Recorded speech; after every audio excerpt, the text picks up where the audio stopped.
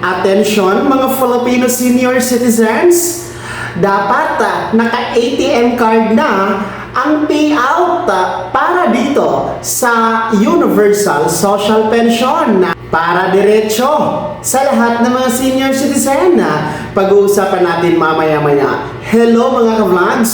Welcome dito sa aking YouTube channel. Magandang araw po sa lahat ng mga manonood. Saan po kayong dako sa mundo? Kumusta mga ka-vlogs?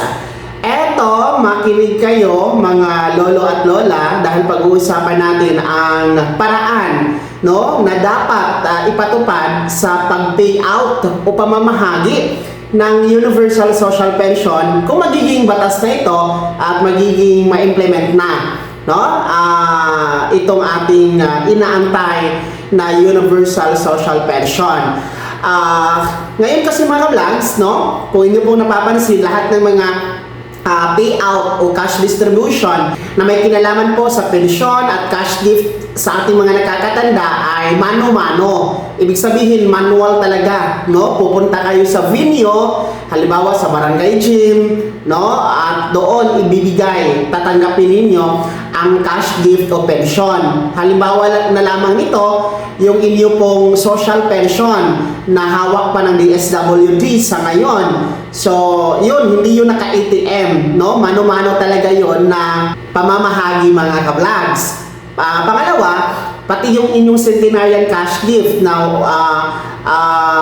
100,000 pesos para sa mga aabot sa 100 years old ay hindi pa rin yun naka-ATM, cash po yun na ibibigay sa inyo. Pangatlo, yung inyo pong cash gift para sa expanded Centenarian Act o yung 10,000 piso na cash gift kung kayo po ay umabot sa 80, 85, 90, and 95 years old, ang cash distribution din po doon is hindi naka-ATM, mano-mano din po. Pupunta kayo sa venue. So, yun po yung mga nangyayari o payout procedure, pamamaraan para matanggap nyo ang inyong mga cash gift or pension.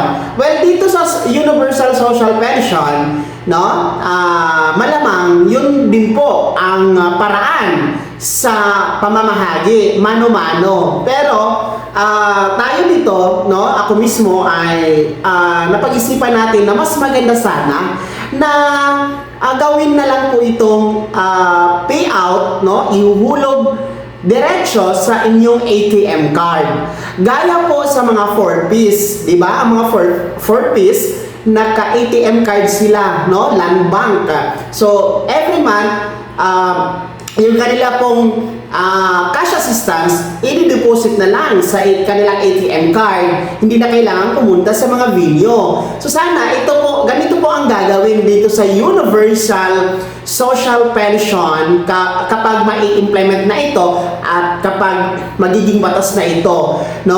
Diretso na po sa inyong ATM card dapat.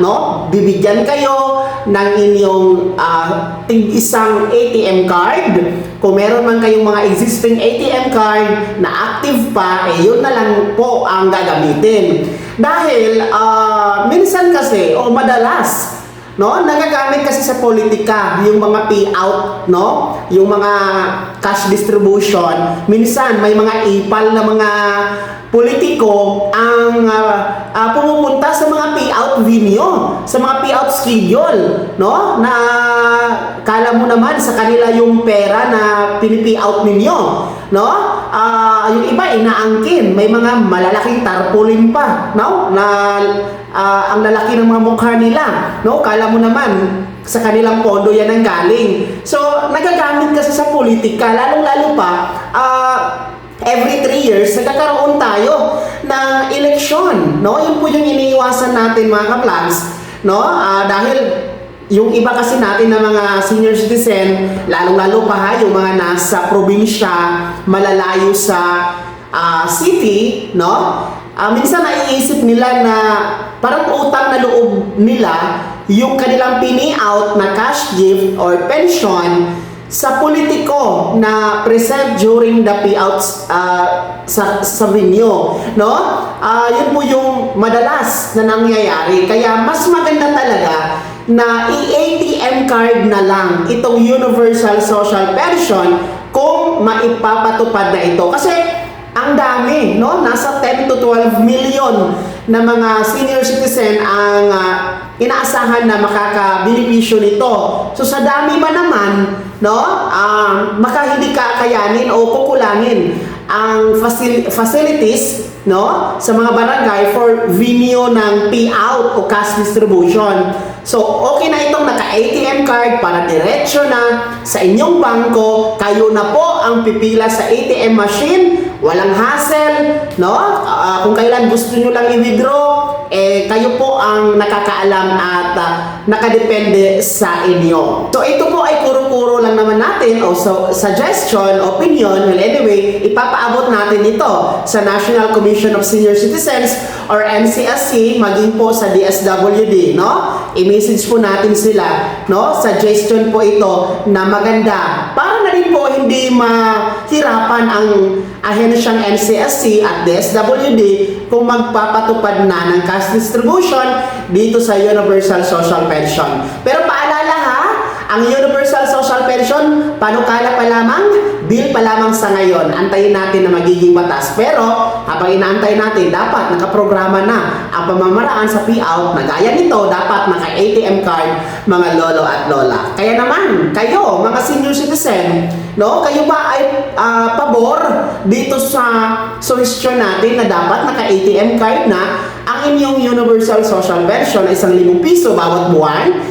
Ibahagi niyo po sa comment section na nasa baba, pakilakip ng buong pangalan at kung taga saan kayo. Kung bago ka pa lang sa akin channel o di kaya di ka pa nakasubscribe, i-click niyo muna ang subscribe button na nasa baba. Huwag kalimutan na pindutin ang notification bell, ilagay sa all para una ka sa mga balitang i-upload ko. Maraming salamat. God bless. Mag-ingat po mga ka-vlogs.